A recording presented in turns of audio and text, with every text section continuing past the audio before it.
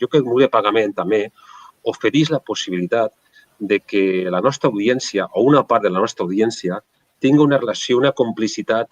pròpia en el nostre mitjà de comunicació que permeta al mateix temps fidelitzar una audiència que necessitem. Perquè no hem d'oblidar que nosaltres tenim una dependència, jo no sé el digital en el que treballa Víctor Mero, el Confidencial, però en general les versions digitals dels diaris en paper tenen una dependència enorme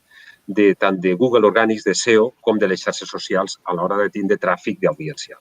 Per tant, jo crec que és un tema que hem de tindre en compte. I ahir ens fem la pregunta de com podem sobreviure els pròxims anys sabent que cauen les audiències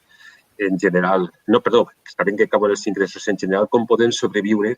a una situació de manca d'ingressos per a sostindre redaccions importants com les que tenim en els diaris de paper, per a sostindre la qualitat dels productes. Jo crec que, sens dubte, el mur de pagament, encara que no és una solució definitiva, ja dic, no ho és, sí que crec que és una via important i que a la que estem abocats.